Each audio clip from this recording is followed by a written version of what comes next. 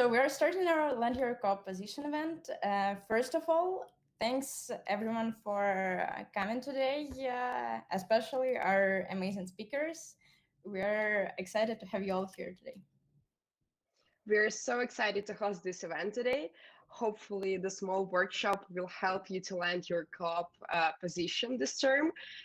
Thanks for joining us one more time. It's a great pleasure to meet you all today. And we want to start with introducing ourselves. Then we'll talk to our guests. And after that, you'll get the chance to ask them your questions. My name is Alisa. I'm a DSC with Solid, and I also study at Conestoga College on computer programming and analysis program. But these days, I work as a developer co-op at Vehikl, and I started my co-op last May, so it's been around 9 months now. And to be honest, I think co-op is the best part of our education, of our program, because it gave me a lot of opportunities to learn something new and meet a bunch of incredible people. So yeah, it's an amazing experience. And I found my co-op through my career portal. So my name is Badana, as probably you can see, and I'm a design and marketing DSC lead. I'm also an IT innovations and design student at Conestoga College as well. Right now, I'm at my third co-op term at Weavik as UI designer. To be honest, I had a tough experience with co-op search process. It took me about 5 months, so that's okay. Don't worry, to land the co-op position. But this stuff was definitely worth it. My co-op experience has been amazing so far, and I'm super happy that I got a chance to work at Weavik. So if you have any questions about our personal experience with Alisa about the co-op search, you can connect with us on Discord after the workshop. We'll be happy to share our experience with you. And but today we're gonna focus mostly on our speakers and our guests. So yeah, I guess we can start. If you have any questions as we go, feel free to go to menti.com and enter the code you see on the slides. We'll also drop this in the chat, so you can go there anytime.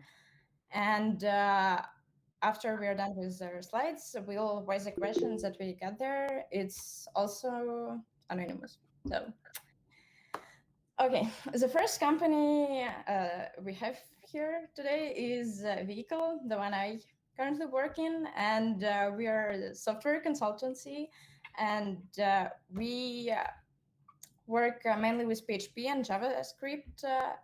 We specialize in building web and mobile applications. Also, we are Laravel #1 dev team in the world.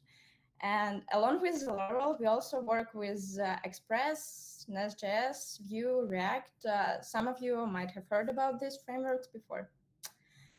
And the first guest we have here today is Margaret Tavares. She's business development and operation manager at Vehikl, but she started working there as a developer co-op.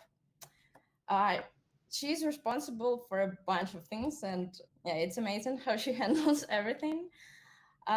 One of those things is hiring new staff and hiring co-ops. So Margot, could you please pick up and talk about your experience or something you look for in new hires? Yeah, for sure. Thank you so much, Elisa. That was a really great introduction. Yeah, thanks so much. It's really great to be here. So when I started, so just like Elisa said, I started my journey at Conestoga being in the computer program analyst program. I've been working at Vehikl for almost 4 years now. It'll be 4 years in May. So I started my journey at Vehikl by hosting an event, just like Elisa as well too. What we did is we did speed networking night, and Vehikl was actually one of the guests that joined there. So I found out about Vehikl during my second year, and I was looking for a 16-month co-op, and I decided to reach out and talk to some of the reps from Vehikl that were there, and I got to learn a little bit more about the company, and through that, I was hired on as a co-op, and I did my 16-month term there.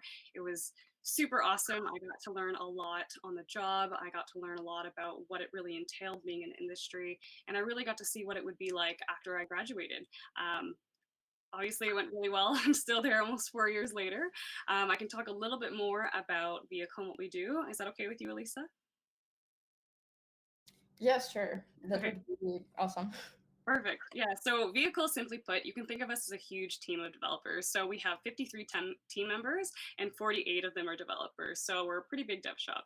What we do is what Elisa was saying earlier. We're a custom web development shop. So we build custom web and mobile applications using popular frameworks such as PHP and JavaScript. We do a lot of, like Elisa said as well too, we're the #1 Laravel shop in the world. So we're really prideful on that, and we work with a lot of different companies all over the world. So us ourselves, we are not a product company, but we work with other product companies acting as an extension of their dev team. So how we work is in a agile-like flow. So what we do, if you're familiar with agile methodology, what we do is we do daily stand-ups, we do weekly demos, we have Slack chatter throughout the day.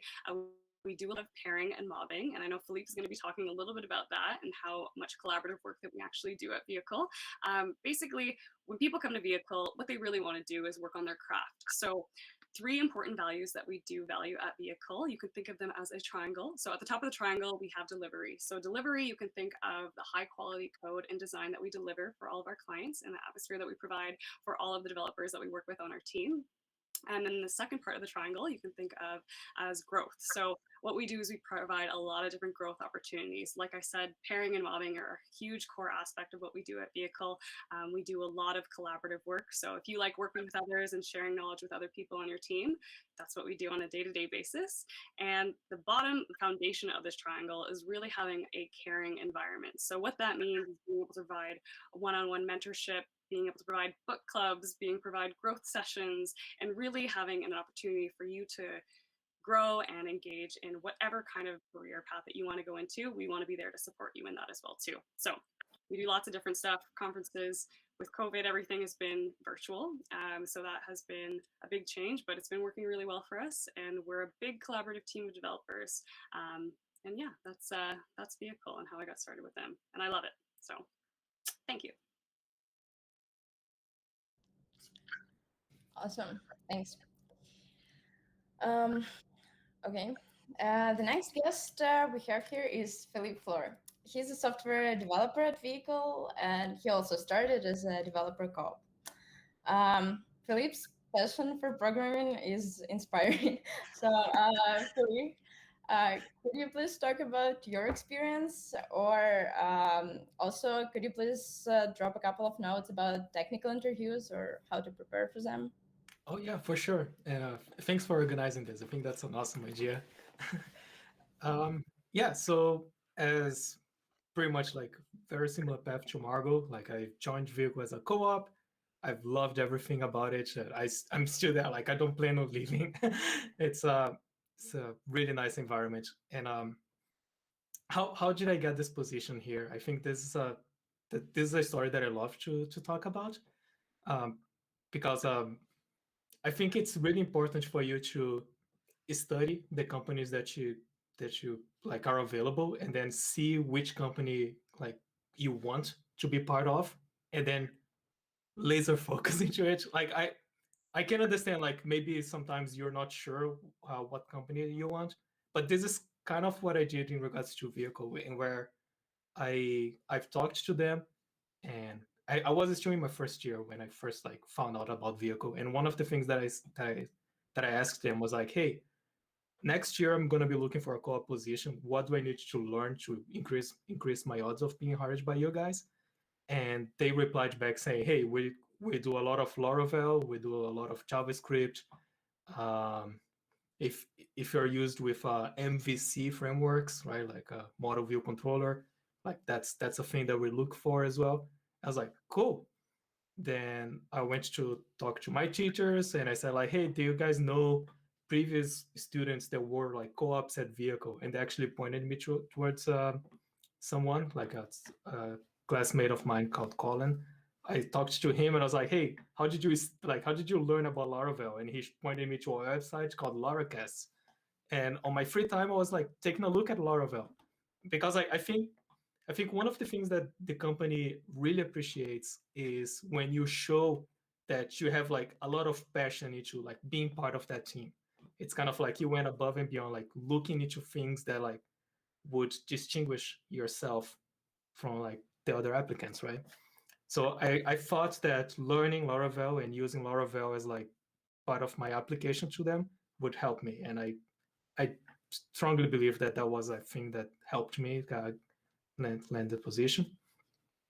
Um, in regards to like our hiring process, like what are things? So one of my responsibilities is I help the co-ops. I work with them in a session where we try to learn new skills, like level up.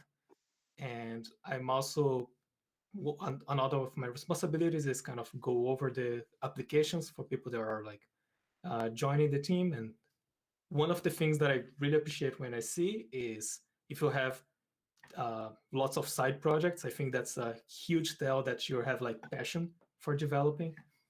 So if you do like to play around with coding, doing whatever, like it doesn't even need to be like side projects specifically related to the technologies that we use. Like if it is related, of course, that's a plus.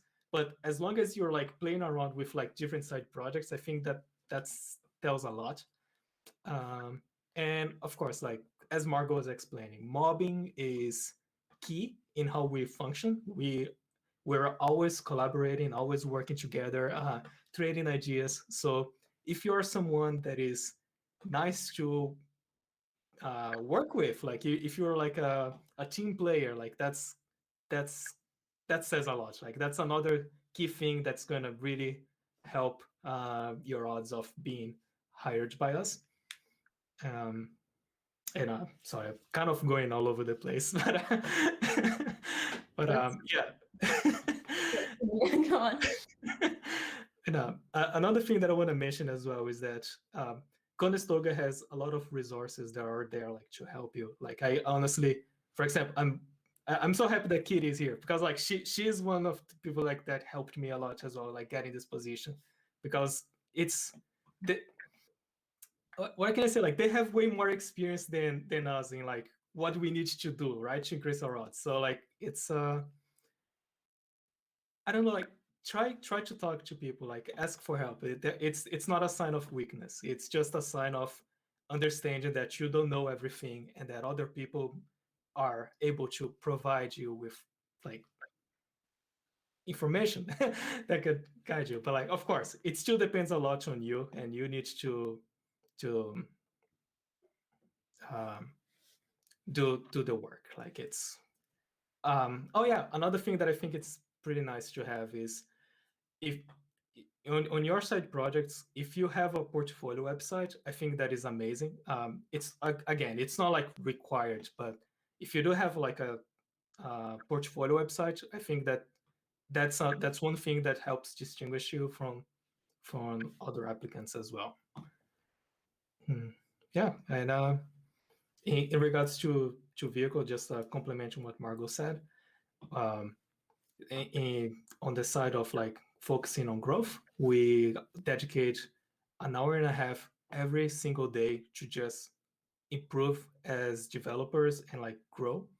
So it's this section of the day that you can pretty much focus on learning new things, like whatever you want, as long as you feel like that's going to help you become a better person or a better developer. So we do like book clubs, we go over tutorials over frameworks, we get together to help other teammates of like, hey, I was struggling with this afternoon, can anyone help me? And we just jump in to help. Like that's honestly, I love this environment and I really want like as many people here like to be part of this as well, because it's honestly it's a dream come true. And if you have any questions, like I posted my LinkedIn and my email here, reach out. Like I have a lot of stories to tell, and it would be like my pleasure to help you as much as possible to land this position. Thank you. Thank you so much for it. Was amazing. Yeah, thanks. Thanks. Okay, thank you, Felipe. And I guess we now can move on to Vivek. So Vivek is a Web 2.0 custom software development studio in Kitchener-Waterloo region. So we are bringing ideas from concept to launch by developing custom software that engages customers and express the brand. Feel free to follow us on the LinkedIn. We are posting super useful content there. And also, today we're having Brian, who is a co-founder of and CEO of Vivik, but at the same time, he's a digital transformation leader in software-led technology innovation and business model transformation area. So welcome, Brian. It would be great if you can share some insights about Vivik and also hiring co-ops to Vivik. Welcome. Yeah, thanks everyone. Reminded of the picture when I used to wear a suit and tie.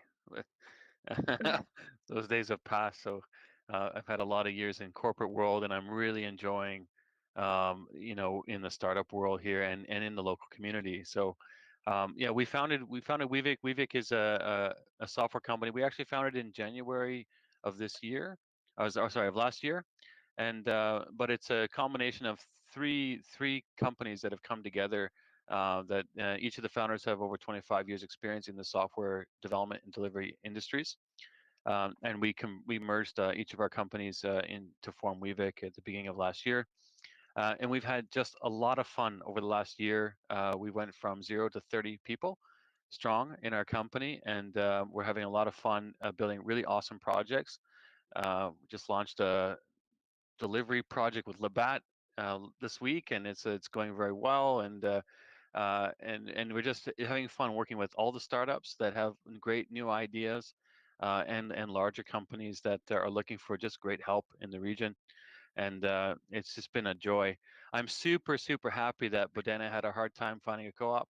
I just have to let that out because she's been just an awesome superstar working with us. We were so lucky. We came a little late to the cycle, and Kitty assured us she had some good candidates, and sure enough, wow, we hit the first interview. It was like, oh my God, we need to stop and hire her like now. And it was just awesome, and she's been just a joy. My biggest complaint is that that she has to go back to school, because I often and always forget that she's a co-op because she's doing an amazing job. So she picks up a lot of stuff that we drop, and she's just amazing to engage and be like self-directed and contributing and a team member all at the same time, which is phenomenal. So just a kudos to you, Bodan, as well. Um, I heard Felipe talk, and it was awesome. Like, just ask for help. Yep, absolutely. As an employer of co-ops or anyone, is like nothing worse than you've been stuck in a hole for hours or days when the guy beside you actually has done it like 20 times. And just reach out, and everyone's usually really happy to actually give back. um, Developers like to be kind of in their zone sometimes, but they also love a reason to interact. So don't hesitate to just reach out and ask questions. It's really important. Yeah, so we work on modern software technologies. We're not tied to one or the other. We really try to pick the best for the project. Definitely, if it's Laravel, I recommend Vehicle. That's their thing, and I think if we have a Laravel project, we're gonna call you, Cal. So that's definitely it's not an area we've been focusing on. We've been focusing on Node.js, React Native, Postgres, Android, iOS, and AWS infrastructure, and we're just going after what works. But I don't think this is about technology. This is about co-ops. So maybe, but then you asked me to say a few things about hiring co-ops. Is this the right time to talk about that? Yeah. Yeah, if you Okay. can share a few sentences and few words about this, it will be great.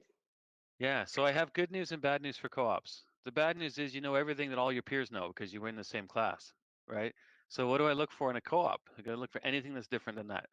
So I expect you already know something about what you learned in school, and so does everyone else. And if your whole portfolio is everything that everyone learned in school, that's pretty much the ante. And we're always looking for is something additional, right? What makes you unique?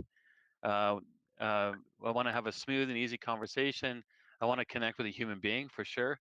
So try not to be too nervous. We understand that it can be a little nerve wracking on an interview, but just go like, you know what, just be you, because you won't be able to not be you later. So just go in and like, it's like, this is what this is who I am.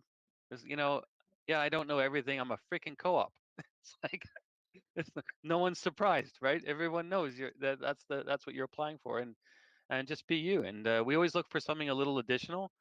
What are you doing outside of school? What's the project that's not school that makes you interesting and not like every other student?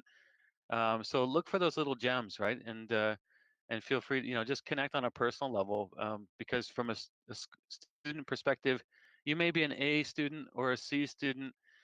It doesn't mean you're going to be any better at the job. So what matters is you can actually connect with people, and that you're human. And so yeah, just relax a little bit. I had some really nervous co-op interviews, and I might my our CTO might have caused that because he does ask some tricky questions, but he's having fun in the background. So even though this students might feel a little bit like they're getting grilled by this technical question on the spot, it's like what we're actually looking for isn't the answer. We're looking for your ability to sit in something you don't know, if you don't know it, or express something you do know, or how you think through it. So even if you say, you know what, I don't think that's something I'm going to answer right now because it's making me feel like a little uncomfortable. And then he would ask you, well, how would you go about answering it if I was to let you take that away? And you just talk about your approach, and that's an okay answer. That's in fact better than fumbling around trying to figure out what the right answer is, and worse, even worse, sometimes spiraling into this negative. We try to we always try to pick people up if they get into that, but if they crumble under just a single question, it becomes a concern. So yeah, have fun with it, and know that everyone knows you don't know all the answers, and then just like be someone that people want to learn with. And I think that's like, yeah, my best advice. So Thank you very much, Brian, and thanks for kind words as well. I guess now we can move on. Thank you, Brian. welcome. And our next guest is Kitty Ransler. I'm pretty sure the majority of you know her. She's an employee relations consultant at Conestoga College, and she helps co-op students and graduates with finding placement each day. So, Kitty, could you please share some advice or also some resources that might be useful for students currently looking for a co-op? That's great. Thank you. And thank you for having me here tonight. Before I talk about me, though, I guess I want to really, I want to share a picture that I keep on my phone. I don't know. Can you see that? I can't see if you can see it. So Oh. we had this wonderful visit to Vehicle last almost a year ago before we all got isolated at home. And Filippi gave me a tour, and one of his answers to how does he measure success was how many times he smiled in an hour. So I have to say, then he showed me this sign that he had on his desk, and I thought that is so perfect. So if you can remember to keep that smile on your face, it's one of my biggest things that I always tell students when they're prepping for an interview. Try and keep the smile. You know, as nervous as you are, try and be genuine and keep that smile on your face. Nobody wants to work with somebody that's going to be frown and grumpy. So, if nothing else, maybe your personality will get you the job by showing that positive attitude. So yeah, I've been working in the co-op office. So I've been almost 20 years. Well, I guess it is. It's 20 years, January, that I have been working in co-op at Conestoga College, um, helping lots of students and connecting lots of employers. And I think listening to the students who have talked so far, um, be the squeaky wheel, reach out and don't give up. I mean, Bojana's a perfect example of feeling like nothing's going to come, and I don't stop.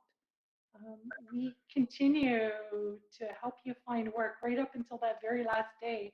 And I do get last minute employers who contact me and will say, have you got anybody left? And I definitely push out all the resumes of who I have. So when you get an email from me, I always tell students, um, like maybe put some kind of rule that if Kitty's sending me an email when I'm in job search mode, have it pop to the top of my list, or make sure that it doesn't get ignored, because often it is. I'm sharing tips or resources or employer information.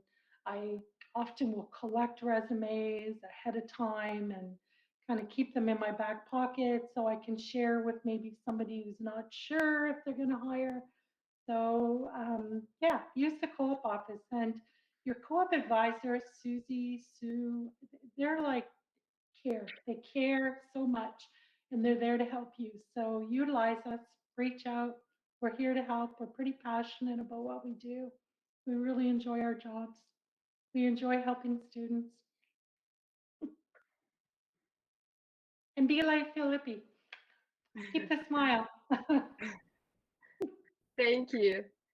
Thanks, Kitty.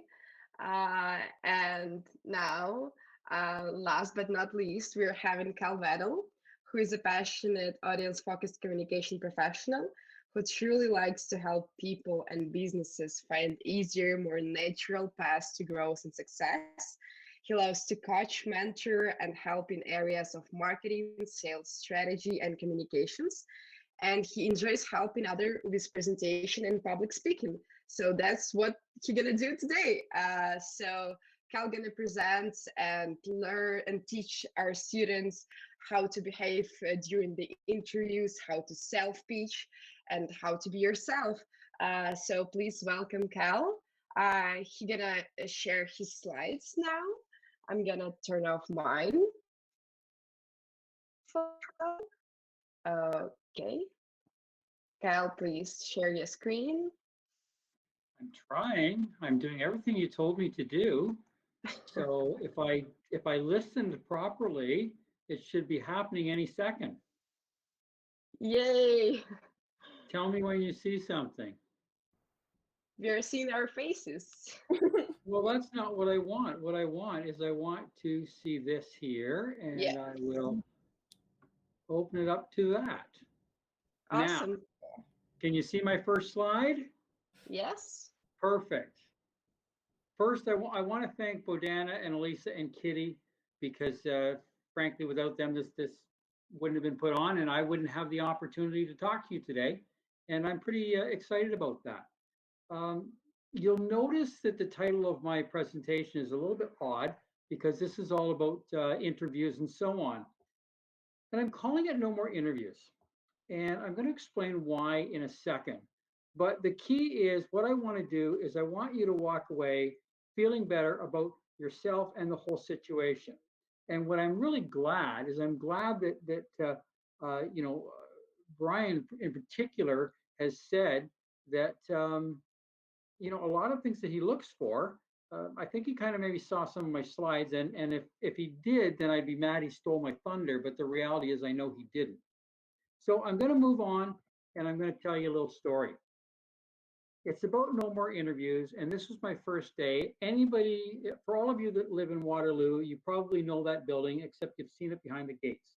That was the Mutual Life of Canada building.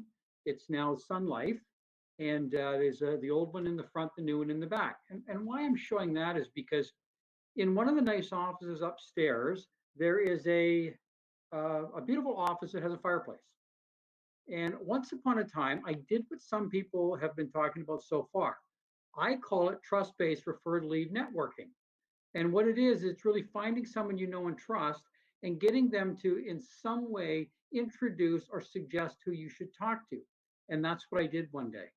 I had a doctor who was very well respected in town. I asked him if there was anybody that he knew at Mutual Life that I could talk to that could give me, the insights on what's happening in the industry, what's happening with the company, that type of thing. But I'd like to have somebody senior.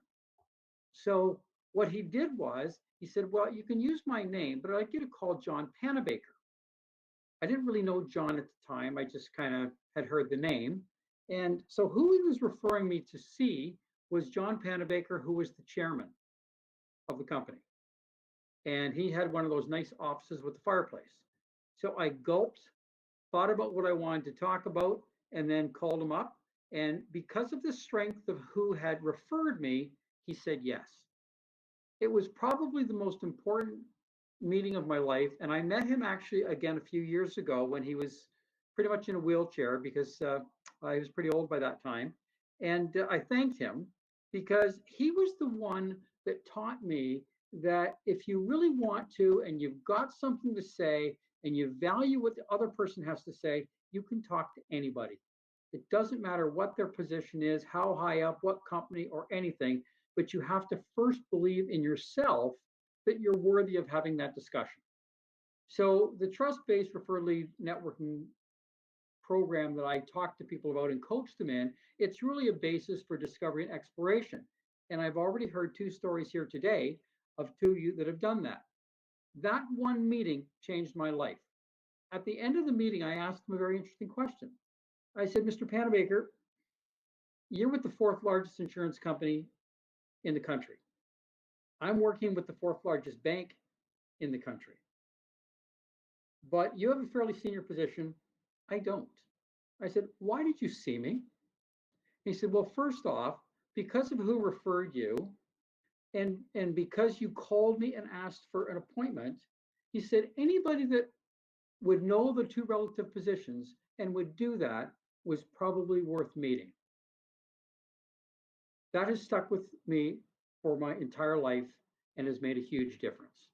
What I would like everyone to do now is I'm just putting this slide up. Now, I am going to tell you that I've deliberately put a lot of copy on slides, more than I should. And the reason is because I've asked Bodana and Lisa if you could have a copy of what I've done after the fact. So anything that you see on slides, please don't waste time taking notes because you will get a copy of them. But what I'd like you to do is while you're sitting there, jot down what's your 3 reasons for being here today at this seminar or workshop. And secondly, if you have a key question, issue, concern, or fear, please write it down because we are going to have a question and answer period at the end, and I'm going to ask for some of those. I have my own objectives, and that is when I'm done today, I will be satisfied if 3 things occur. 1, I've made you more comfortable, confident, excited, and engaged in the whole process. I've made you better prepared for your adventure ahead. And 3rd, I can change your perspective about interviews. And that might be one of the more critical ones. If you see the visual on the left, it sort of exemplifies everything. Success occurs when opportunity meets preparation. I know a lot of people say it different ways. It's been accredited to a lot of different people, but at the end of the day, that's the gist of it. And I believe that. So the 3 key areas that I'm going to deal with today, and I'm going to give you more detail on each one. First is how to prepare for the discussion meeting. Discussion or meeting. I refuse to call it interviews, and I hope that you'll throw that out of your vocabulary today. So that's the first section. The second one is going to be a little bit of how to conduct yourself. That'll be a little bit more of how to act, what to talk about, those kinds of things. And the third one, which is actually probably could be a 2-hour seminar on its own that I would love to give, is how to make a self-pitch and how to really sort of put your best foot forward. As it was mentioned by Bodana, I do public speaking coaching and presentation coaching, that type of thing.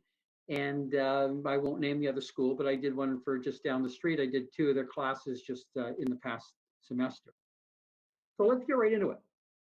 How do you prepare? There's 2 things that you need to know. One is yourself.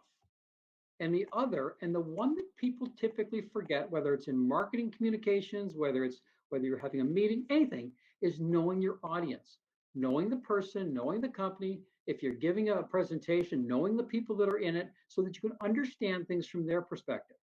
On your side of the fence, it's actually easy, but you need to take the time to detail, who are you? What are you really good at? Most importantly, what are you really interested in? Because anything that you're really interested in, you're going to learn to do better. You need to know what your innate strengths are. And you also have to create an ability to share achievements in the form of stories, things that you've done. Because when you just give cold facts or whatever, there's no story behind it that a person can actually feel and sense and understand what it was about. That's why you need to have qualitative things as well as quantitative. You were involved in this project. What was your actual role? Were you the leader? Were you a participant? What did you do? What was the result of all that? The more you can quantify and qualify things so the other person can understand it, the better you can get your point across so they can see what value you can bring to the organization. And the question you're always asking yourself and trying to delve into is, how can I create mutual benefit? Something that's good for me, something good for the company. So on the right-hand side, you can see those things. I'm not going to go through them because you're going to have that. You can read them. But at the end of the day, do not walk into anybody's office. If you walk into somebody's office and you haven't either checked them out or asked about them, then you should not even go. I expect that anybody that is going to meet with me will look at my LinkedIn first, just as I will typically look at their LinkedIn before I see them. I do it for a couple of reasons. One of the reasons is I want to try to find what's often called a background of relatedness or an area of common interest. If someone likes to do archery and whatever, and I've got a penchant for archery, it's one of the things I'm going to bring up. If the company is doing something in a particular area that's a growing area, an interesting area, and I'm interested in, I'm going to bring that up. What it does is, looking at the person's background and the company background, it gives you the opportunity to understand sort of the backstory and what they're about. What it really does is it puts you in a position where you can ask more questions that are actually going to be impressive to the person that you're talking to, but they're also going to allow you to have a discussion. Here's the big one, and this was mentioned already. And I do apologize for putting my hand on my face there, because I'm used to doing stand-up presentations with an audience, which is actually what I love, but I'm learning to adjust to this looking at the screen type of thing. And right now, I don't even get to see you. So if you're asleep, I won't know, but please don't. But here's the real key. How do you turn anxiety into excitement? That's the key. The phrase is called cognitive reappraisal. And the reality is, it's all in your head. And I'm talking literally as well as figuratively. In the graphic, there is this hue: sweaty palms, racing heart, tunnel vision, shortness of breath. That can be whether you see a fierce animal or a snake, if you're scared of snakes. It can be if you're getting ready to stand up in front of an audience. At the end of the day, the problem is they're on the same physiological level and they create the same emotion, and your body responds the same way. This is all scientific fact. I'm not making any of that up. So the real point is, if you don't know the difference, your body doesn't know the difference, it's your brain that's doing it. All you need to do is retrain your brain. Now, two of the more popular techniques that really work is, one is when you're starting to feel anxious or your nerves are kicking in, then what you do is you say to yourself, I'm excited, or get excited, get excited, get excited. The reason is because there is no difference between being excited and anxiety. But when you channel it to now being excited, you can excel and you don't withdraw and be scared.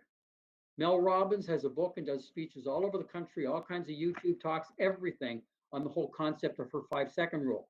It is identical, based on the same concept. She tells you count backwards, 5, 4, 3, 2, 1. That activates the prefrontal cortex and the limbic portions of the brain differently, so that basically you can now channel yourself to think differently. So she goes 5, 4, 3, 2, 1, anchor thought, which is a positive outcome of after this is over. Maybe it's people clapping when you're speaking. Go. And then you proceed. The point is, it works. The idea is that we change the graphic from the old one to this one. And I've done it, I've taught people it, and it does actually work very well. So how do you conduct yourself in an interview? Well, there's obvious things, but a couple of key things, as I mentioned, try to establish rapport. Honor the 3 Ps. Be professional, be personable, and be passionate. Passion and a smile, those kinds of things, that resonates with people. And most importantly, Brian, thank you for stealing my thunder, be you. Just be you. Listen actively, have a conversation. and try to show keen interest and aptitude in your skills. And be very succinct. Don't try to be too wordy with things. Try to make them short and sweet. On the right-hand side, I'm not really going to go through that in detail, but these are some questions that I've jotted down. I have some other ones that I'm going to make available, 13 of the smartest questions to ask a hiring manager. But these are some of them paraphrased and some that I've done myself. And at the end of the day, what it really comes down to is if you come prepared with questions, you end up in a better place when you're done. Now we're on to the third component, how to make a self-pitch. But just for a second, look at the photo. Because I can tell you right now that it will say a lot of different things to a lot of different people. And people will react to it differently, but basically all positively. But the key is when you're doing a self-pitch, which you're pretty well always doing, you need to be clear, concise, and compelling, and know what you have to offer. You have to be you. In your words, be interesting, engaging, make them want you. Know your strengths, interests, and where you add value to the company. You can't do that if you don't research the company. You have to understand, and this more is from Terry O'Reilly, who's a syndicated radio guy and writes advertising stuff for years. You have to have a unique selling proposition. What are your unique skills and life experience do you bring to the role in the company? Think about that. And then you got to think about why is that important? It tells the person why they should care and choose you over others. So think about beforehand how you want the person you've met to feel after they've read your resume or they've met with you. Because when you start to think that way, it starts to change the way you speak and what you talk about. Maybe I should press the right button there. Here we go. So I've done a couple things, and as I said, we could do this for hours. We could do a whole workshop, and it'd be great. But the anatomy of a pitch essentially have certain elements. One is they convey to the listener what you're about, what motivates you, and this actually is how a LinkedIn summary section should be set up. You talk about who you are, what motivates you, what you're skilled at, who you should connect with, how you can help them. Make yourself interesting. Let your personality show. And have a call to action. Contact me about. Your headline in your LinkedIn is an area that is heavily searched. It's only 120 characters. I believe it hasn't changed. And what you really need to do is show value there so people can say, I think you're worth talking to.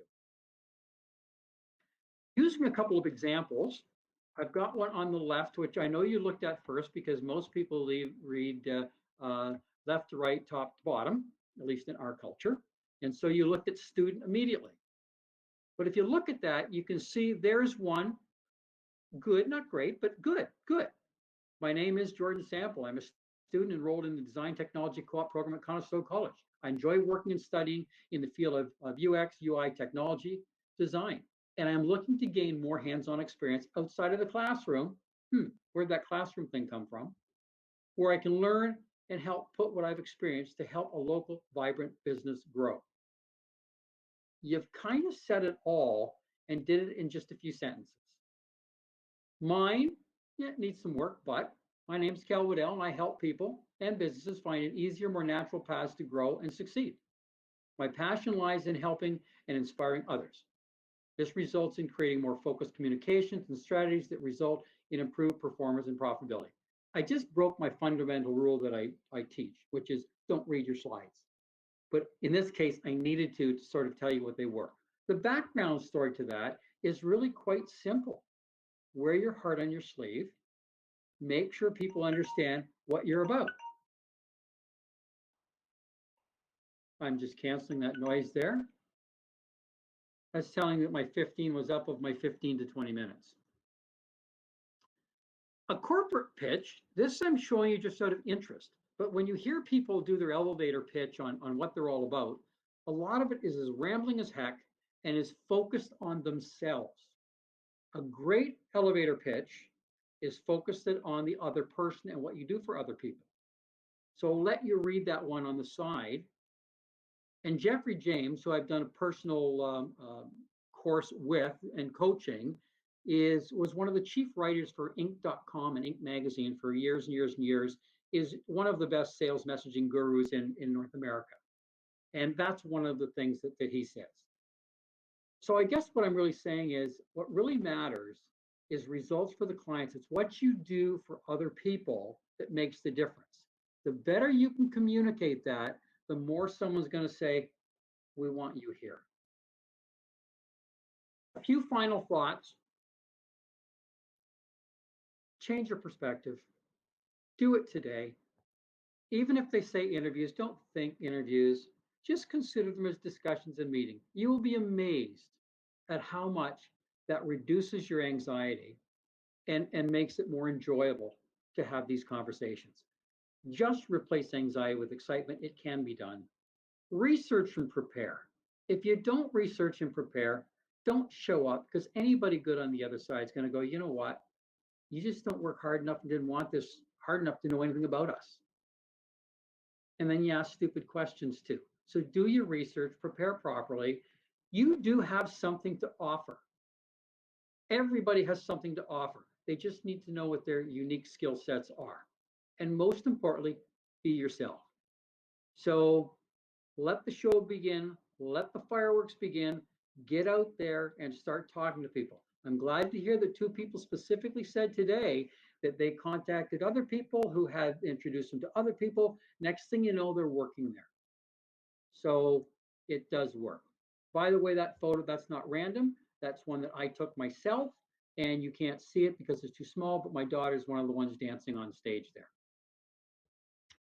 So I think this part is going to be orchestrated by Bodana and Elisa, but we're at the point now where I will try to answer your questions. And if you have your top 3 reasons you're there today or key questions, I'll turn it back to Bodana and Elisa and say, take it away.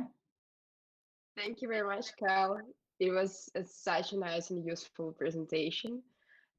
Thanks. We will gladly provide all of the materials that you mentioned after the workshop with all of the students.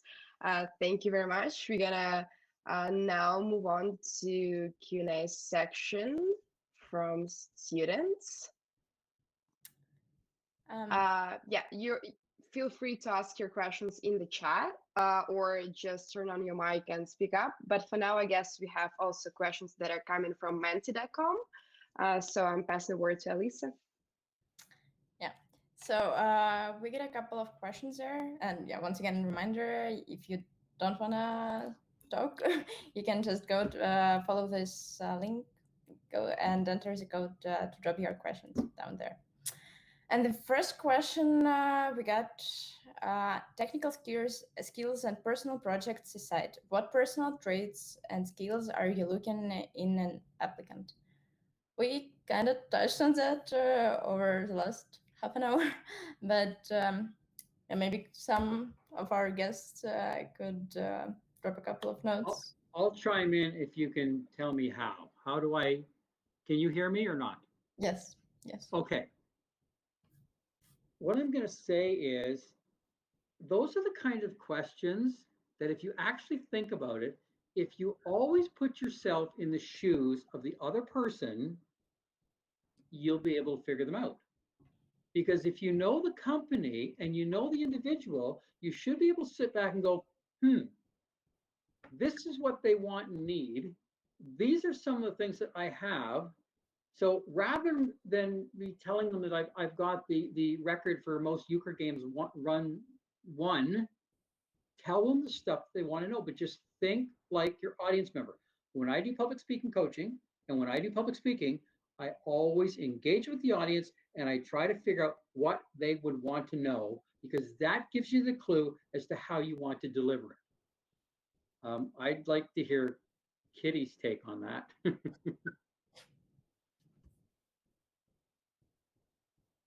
Gotta remember to turn my mic on.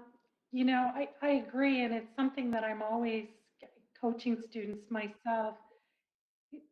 Do your research and put yourself in the interviewer's shoes, because if you think about, if you know your value, think about the value you bring to the table, and then think about how you can convey that knowledge and value to the employer and what they need.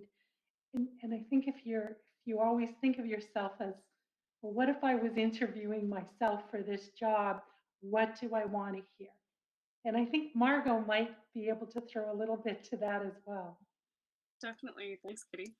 Um, yeah, the number one thing that I always look for when someone's wanting to be eager to join the team is what kind of what kind of attitude do you have towards the job? So are you excited to learn new things? Are you passionate about what you do? And the number one thing I would definitely say is, are you vulnerable enough to let other people know what you want to learn? And are you eager to ask questions? The number one thing, like Cal was saying a lot of these things as well too, and I definitely agree with a lot of Cal's points. Are you going to be asking questions that helps you gain knowledge in what you want to learn as well too? So being able to let that wall down and let people know, I want to learn this, I don't know this, can you help me? That's the number one thing that I really look for in candidates. And really, yeah, again, I'm going to repeat myself again, show that you're passionate about what you do and show me examples of what you can do to prove that passion as well too. And a lot of what Philippe was saying as well too. How do you work with other people? Do you enjoy working with other people? Do you share your knowledge with other people on a team? That I think is really important to have. As a co-op, you're learning so much, and to really adapt yourself to the environment around you, I think is really important as a co-op student. I'd like to add a point, if I may, and that is what a lot of people don't understand. Most interviewers are not comfortable interviewing either. And that, unless they're professional interviews or they're HR or whatever, a lot of people are not comfortable doing that. That's why when you change the dynamic to make it a discussion, and you sort of open the door with talking about their company and why you're interested and all this kind of stuff, it makes them easy for them to talk. And you can say, like, what really excites you about what the company is doing right now? They will tell you things which will then allow you to attach as to how you can help with that. You just got to remember that the longer they talk, the more you listen, the more you capture, and gives you ability to sell yourself.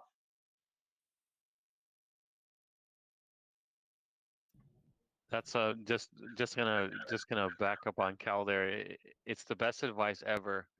Um, like, just be quiet, and you'll be surprised what happens. And it's a really difficult thing to do because you think you're on the spot, but if you just give some space, they might lead you exactly where you know, they'll just keep talking. Tell me more about how I could, what would be success in 3 months after I was hired, in your opinion, and stop talking. Let them say the first thing, and then give them some awkward silence, and then listen to the next thing. And you'd be surprised how much comes out more than you would have let them if you give it a little bit extra space than you're comfortable normally giving. So, But one of the biggest problems with people doing public speaking is they think they have to fill dead air. And they need to realize that the most powerful thing they can do is pause and either wait for an audience to catch up or wait for a point to sink in. And you just said the same thing. People try to fill space, dead air, with conversation as opposed to thinking first and saying it in a different way. Thanks, Brian. I appreciate that. Obviously, you've had serious sales training. We could tell a nice story on that too. Okay, thanks everyone for speaking up to that question. And the next one we have is, are cover letters overrated?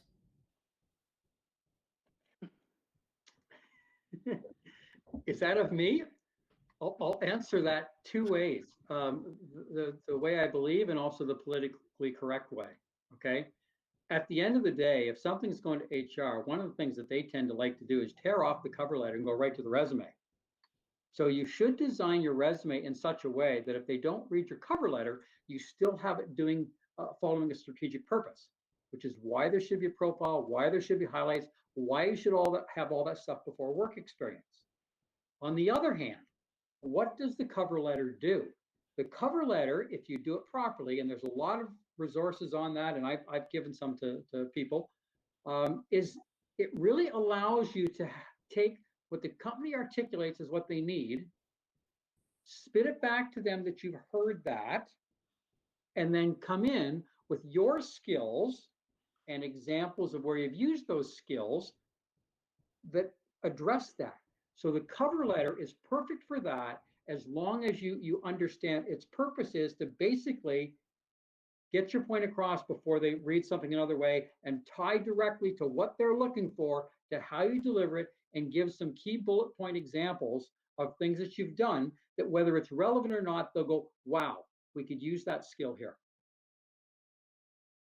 And I just wanted to continue on Carl's points as well, that that's another good reason why you should not like use the shotgun approach of like applying to every single place, because you want to tailor that cover letter to the company that you want to, right?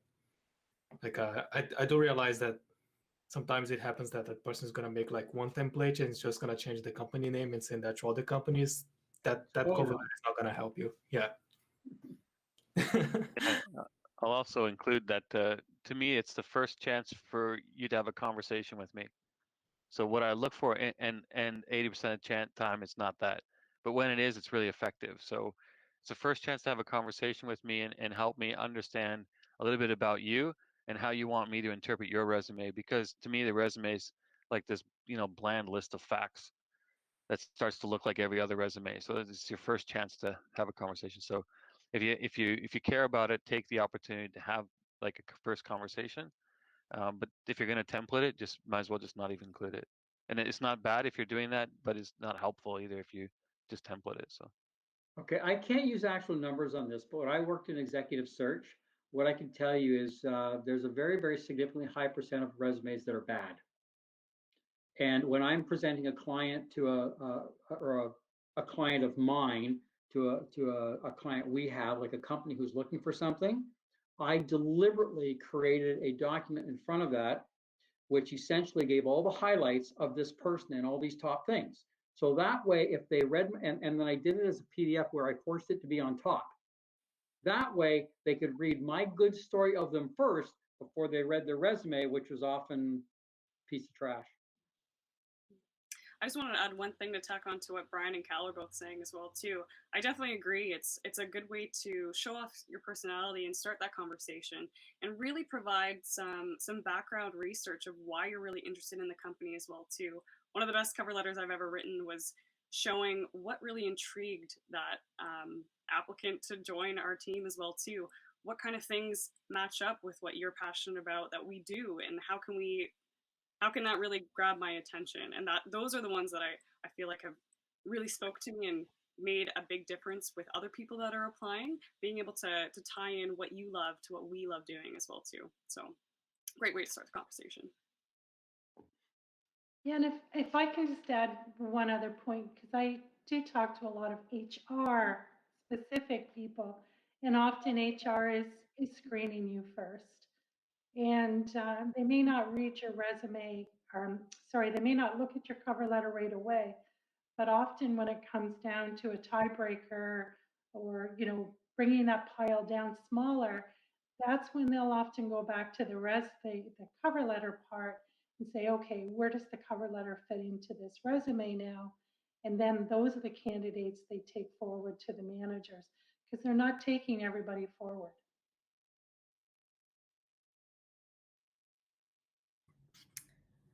Great. Thanks, everyone. And I think we can move to the next question. What are the key programming skills that you're looking for? And yeah, maybe our company's representatives could speak up for that. I could start if, yep, okay. Yeah. So I would say that like principles of clean code, I think that's a nice thing to have. If you have experience writing tests, so like any sort of experience with test-driven development, I think that's an awesome skill to have as well.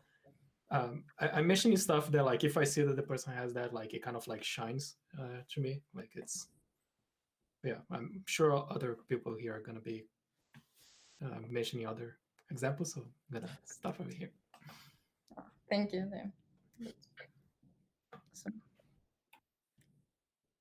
I Maybe. can speak a little bit. For me, I don't care. First of all, um, you just learn something for a year, and you're gonna learn six other things in 3 months when you arrive. So, it's not really about what you know. What I want to know is that what you know well. So if you say you know it, and I ask you a question about it, better be able to answer it. And if you don't know it, say you're practicing it, and that's okay too. And what I want to see is passion, and I want you to like care for your art. I want you, if you say you're a master, I want you to really be a master of your craft. So to be particular about quality, particular about, doing things the right way, and to be honest of when you don't know what you don't know about it, and then to be open and vulnerable to like learning. And so I just want to know like where you're on in the path you're on, and that you have the passion to do it well. So. Hmm. Great. Thank you so much. Um, yeah, Margot, you're also involved in hiring process. Do you have anything to say on this topic? Yeah, definitely. So I really think no matter where you apply, being able to take a look at their core frameworks or their core skills that they really look for with their own employees. So being able to take a look at if there's an opportunity to see what kind of projects that company is working on, or the different skill sets they're let's just say if they have meetup groups outside of work as well too, what kind of meetup groups do they specialize in, what kind of audience do they cater to? Being able to provide examples, or what Philippe was saying earlier, a portfolio. If you have projects or side passion projects that you've been working on that relate to the skills that that company is working for, that's a huge bonus. And they're definitely going to want to take a look at it and see, all right, how much time have you put into learning what they do? That's something that really shines upon all the other applicants that are joining as well too. To show that you've actually dived into what they do on a day-to-day basis really says a lot about who you are and how much research you've really done about the company. So I'd really, really emphasize that for sure. Awesome. Yeah, that's a great point. Does anyone else have anything else to? I'll just highlight with Margaret. I think like what you learned out of school, like that trumps it all, because that's self-directed, and that's one of the most important. Mm-hmm. Yeah, definitely. Great. We get another question from the chat. Wondering how many resumes you typically get for a job post, and how many do you typically filter through them all?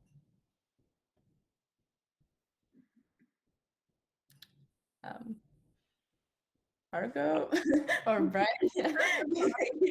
Don't want to put anyone on the spot, but Yeah, I would say, there's different spikes throughout the year with co-op students. Going to events like this, we'll get like being able to reach out and show other students what we do, and it kind of really depends. There's not a one certain set number. As we filter through applications, what we're really looking for is like all the things that we were talking about earlier, right? Being able to show, are you actually interested in what we actually do, or are you kind of handing out something that is very similar to all these other companies that you're doing, that you're applying for? So yeah, I wouldn't say there's one set number. What we do is really just take a look, and are you passionate about what we do, and does that align with what your passions are as well? And that kind of really gives a good match to filter through. Sorry if that was a bad answer there, but yeah, it really depends. mm-hmm. I see. Thanks. Brian? Yeah, I can share. So when it comes to co-ops, usually I get a list and I say, Katie, this is really nice, but which one do you actually recommend? So like I don't I can't weed it. Like you have to, because I really can't say. I go, you have to tell me something.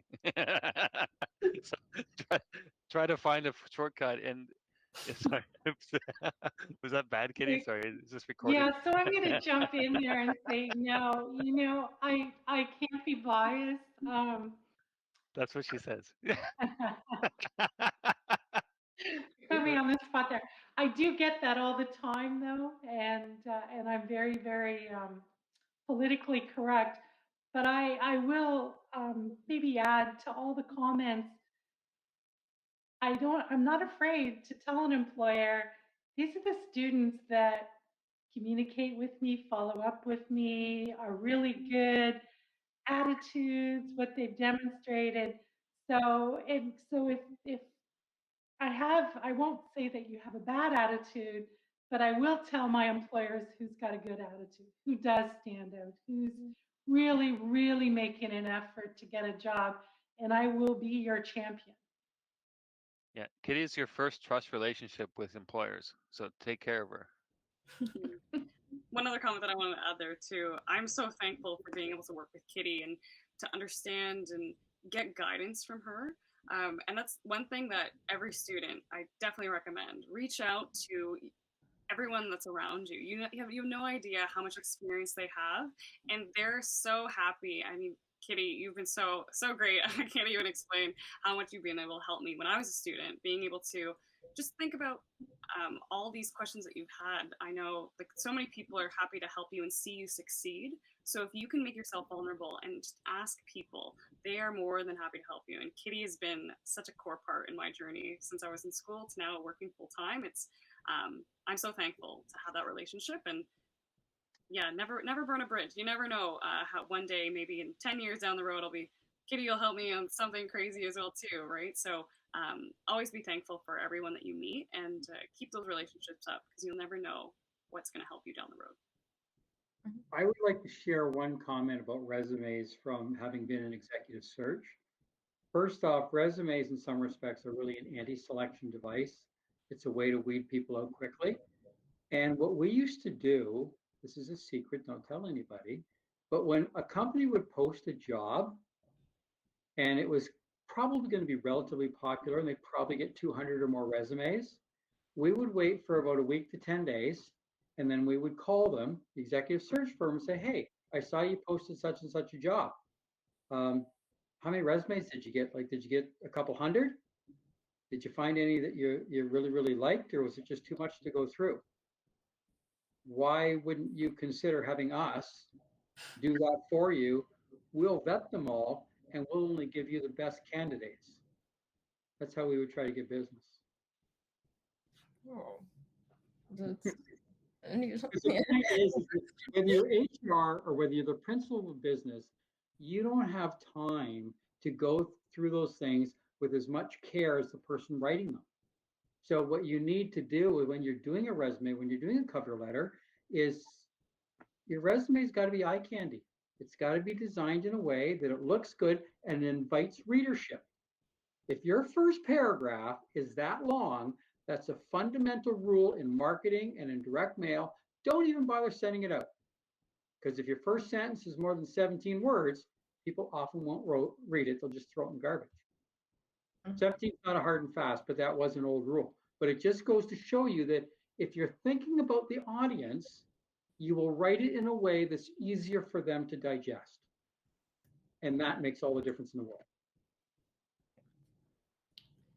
Yeah, we always talk about that 20-second rule, and it's true. You got 20 seconds to get to the read pile. Yeah. Great. Thanks for everyone's answers. Yeah. And another great question we got here, which I think is important to cover these days. For virtual discussions with employers, I feel an extra barrier compared to being in person. Do you have any tips for breaking this barrier? Myself, yes, I do. I have a number of them. And one of them was talked about smiling. What we used to do when I was in coaching and teaching the people in the telebanking centers for TD and Bank of Montreal is we used to actually put a mirror beside their phone so they could look at themselves when they were talking to clients. The idea was to get them to smile because a smile comes through in your voice, even if you're just talking on the phone. But you have to acknowledge that the barrier's there, which means it's just more important to be you, to be personable. And the number one rule you have to really understand is you can't fake sincerity. So be sincere and acknowledge it. I mean, I hate doing these. Compared to a live audience, I'd stand up and do that any day. But I know it's the only thing I can do now, so I make the best of it, and I do it the best way I can to try to make it engaging and that type of thing. But at the end of the day, you just have to accept the fact that the medium is there, it's here to stay, how can you make the best of it? And it's by smiling, being personable, all that kind of stuff. Margaret, the way you're nodding your head is telling me right away that you're into it and you're interested. Bodana's smile right now is saying she gets that point, and yeah. The important thing is just like the medium makes a difference, but it doesn't destroy things. It just makes it different. Mhm. My opinion only. I think that I wanted to add as well is it's okay for you to like. I've been doing this, for example, like have some water by your desk as well. Like it's okay to drink while you're like, yeah. Cheers. There you go. Water. like we're all human here. We know like we feel thirst. Like it's not like we're not gonna feel like, oh, you see that, like so unprofessional. Like they were drinking water during the time. That's fine. So yeah, just you're still listening. Like you, oh yeah, that's a good question. Here's my side of it. Like it's I think this sort of thing not only helps you relax, but also like gives you time to think and also keeps you more comfortable. So those are like three important factors to have a nice conversation. It's no different than when you're writing and you get writer's block because you're not sure what to say because the subject matter is very sensitive. The easiest way to get around that is to just put your hand up and pretend you're talking to a friend on the phone because the words automatically come out, and then write that down. And you'll be at least 80% of the way of what you want to say. I've been doing this all my life. One piece of advice, actually a few pieces of advice that I'd like to give as well too. When this really happened, being able to work remotely and have everything virtual, being able to do some research on your own, go on YouTube, take a look and see what do people recommend to have a great discussion, right? Like I really liked how Cal kind of changed the word from interview to discussion because it's so true. Think about what's going to make the discussion way better. So being able to check in and do you have a really good working microphone where it's clear, it's not muffled, like try not to have your headset muffled into your collar and it's kind of muffled, right? Have a nice camera or have a working camera at least where we can see your face and see your smiles. It really comes off across as genuine, like what Cal was saying. When you can see them, they're engaged, they're nodding, and they're smiling. That really makes a whole discussion way better for me when I try to have that in-person experience as much as possible. One little hack that I started doing as well too, if you're nervous, feel free, now that you have a virtual environment, no one really knows what you're looking at, right? Like if you want to have some stickies on the side of your screen where it kind of, you have jot down little points so you don't forget. So if you get nervous, put a sticky that says breathe, you know what I mean? Like being able to remind yourself to calm yourself and know that, when you're having a discussion with somebody, you really want to get to know them, they want to get to know you. And when you're calm and you're collected, you can have a lot better of a discussion as well too. So those are little tips that I like to have when I'm having calls with people. Yeah. Thanks. Does anyone else want to add anything? Great. Okay. The next question we get: what can a freshman do beforehand to be more competitive and prepared once the co-op time comes? So I'd like to talk about that because that's like from personal experience. Like I went to every single event that I could as a freshman to start networking as soon as possible. Like networking is key. Like even though it was still like 1 year until I could start applying for co-op positions, it's nice to have a head start. You know what I mean? So yeah, go to events. Like make yourself visible. I think that's a very important thing that you need to be doing. And of course, like it's what I've mentioned during my presentation. Like I've asked Vehikl what they were looking for in a candidate, and I dedicated some of my personal time to kind of like tailor myself towards what Vehikl was expecting in a candidate. So the more time that you give yourself to prepare, the better. In like 1 year, that's a lot of time to prepare.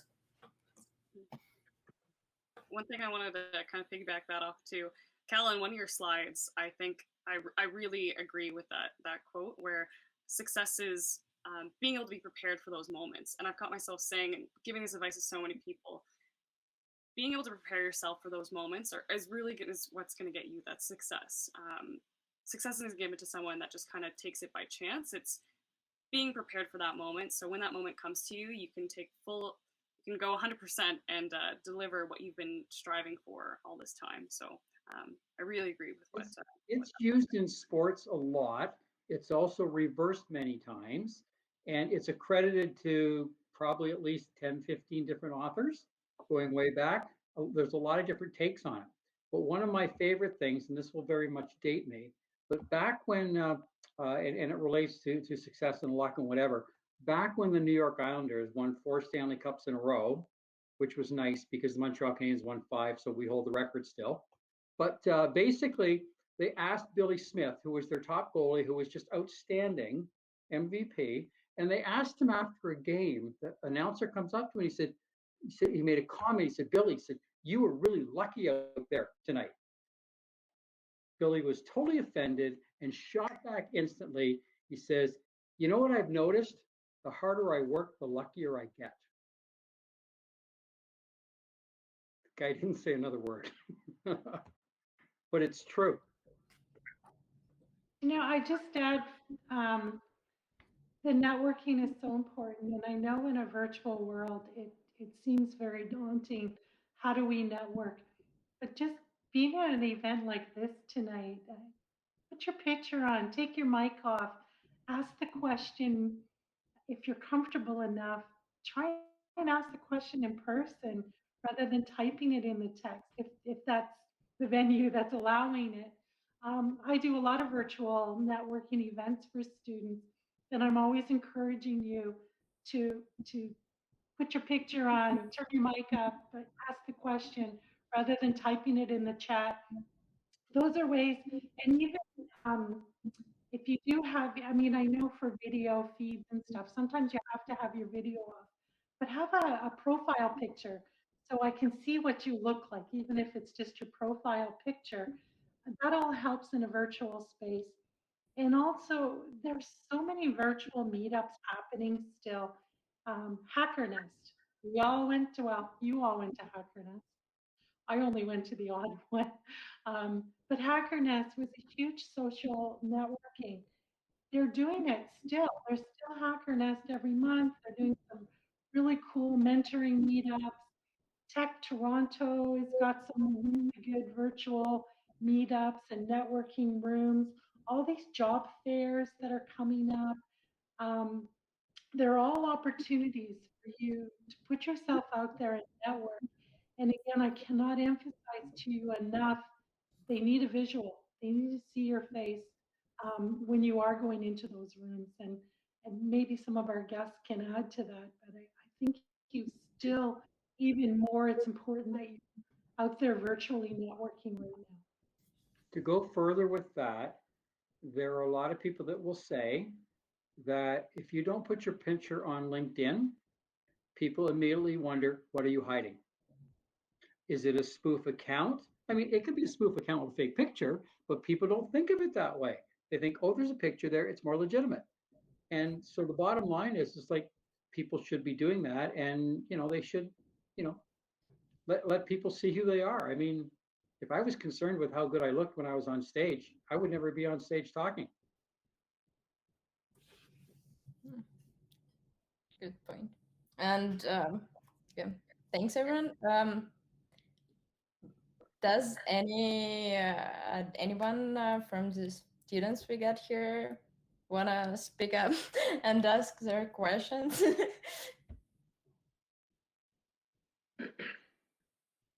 Now that I put you on the spot. Well done. The problem is we filled the space. We have to sit in the question for a minute. Let's give them a chance.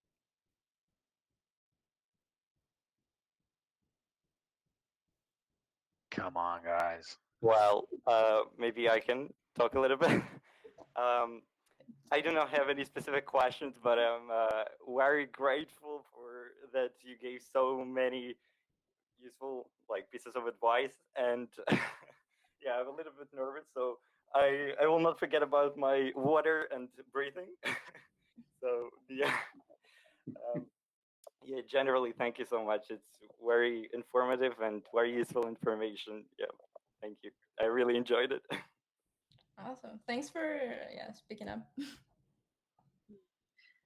It's Uh, I found that so awesome, Alexander, that you spoke up. What I was going to say as well too, no matter what kind of virtual presentation that you're going to, if you can't think of a question, something that you can really do is just thank whoever's there and show your appreciation for what's going on, because that's something that I'll always remember. You know, like if you're I remember the very first time I got on camera. Even now, I still get nervous as well too. And that's one thing that I want to try, like Cal was saying, is turn it into excitement. Like hype yourself up if you feel nervous, because yeah, you can change how you feel. But if you can pull yourself out of there, people totally understand where you're coming from, because we were all there as well too. And I know it's hard, and just know that people are empathetic.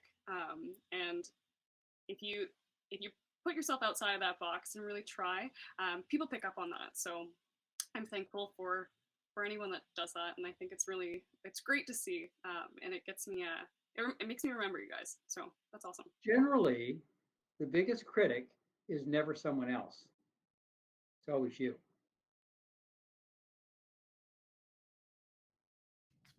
Awesome.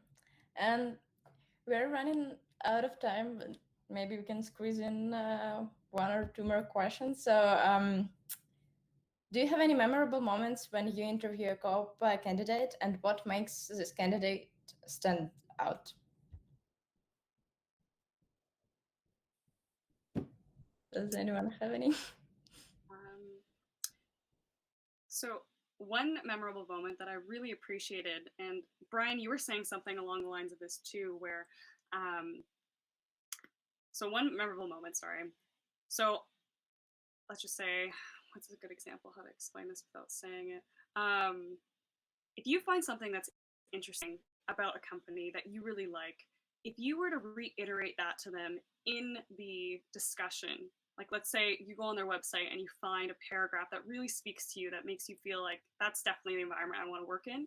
If you can repeat that back to them, that's going to open up a whole different discussion, and they're going to see you differently. They're going to see you as someone that really put some time into something, and the fact that you're talking about what they do and you want to know more about that, I think is such a phenomenal thing to do. And that's definitely memorable to me. So yeah, that's what I would say. One thing that I want to mention as well, like whenever I'm like talking to someone, right? I like to imagine like, hey, would I enjoy like working with that person for the next year, right? Like, so if you do the most memorable moments that I can remember, like, are people that during that conversation, everyone ends up like ends the day with like a big smile on their face, and that's the sort of like energy that I always appreciate. You know, that's so yeah. Just adding to what Margot was mentioning before.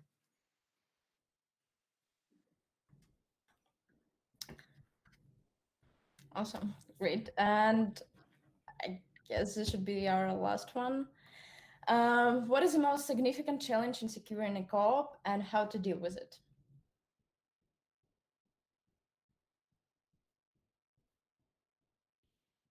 Seems like this question is for students, for us. um, Maybe. I mean, I was a co-op at one point, so I guess Yes, couldn't. okay. Yeah, Okay, yeah. awesome. So I think for me, like in the beginning when I first got into Vehikl, like it kind of ties what Brian was mentioning earlier, that you learn a lot of things like on the job, right? Like it's so there was a lot of things that I didn't know, and like people were very cool, of course. Like I at no point I felt like my job security was at risk because I didn't know those things. But I guess like one of the challenges is that I wanted to kind of like ramp up as quick as I could, and there was like a lot of terminologies, a lot of different things like completely new to me that like arrived in there. So I had to keep like I always liked to have my notes, and like so I could like fall back into those at the end of the day to kind of like remember what I've just learned and like not emphasize that. So I would say that the biggest challenge for me during my co-op was the initial ramp up. And then I would say like at month 6 and onwards, it was like more like a smoother ride for me. So the first months of the co-op are the most difficult ones. Yeah, so one thing I also wanted to add there too, don't leave it to the last minute. Even if you're a first year student and you're not looking for a co-op placement, reach out early and if you're really interested in the company, they'll remember that. They know that you're not looking for one, but you've tried so much earlier in advance to get on top of that and to really reach out. That says a lot about who you are, and I really think that's going to put you ahead of anybody else that's looking for a co-op position as well too. Not just co-op, any job really. Start that relationship early, build and do some research on what they do, and the more research and the more time that you put into it, the higher success rate that's going to be as well too, because it shows that you care and it shows that you have initiative in caring for what you want to do. So don't wait till last minute, apply. Yeah, and one thing that I want to mention personally from myself, so be ready to hear no, be ready to be refused. That's okay. We all have been through this process. That's okay. Never give up. You're gonna find your sparkle. Believe in yourself, and we believe in you. So, good luck with it. We're super happy to host this event today, and we truly believe in everyone here. Everyone gonna find its co-op. That's okay. Don't worry about this. Reach out to us, to the UC Club. We're gonna help you in the way that we can. Attend our workshops. You're gonna improve your technical skills, some personal skills as well. So yeah, passing the word to Alisa. Yeah. On that great note, one more time, thanks everyone for coming today.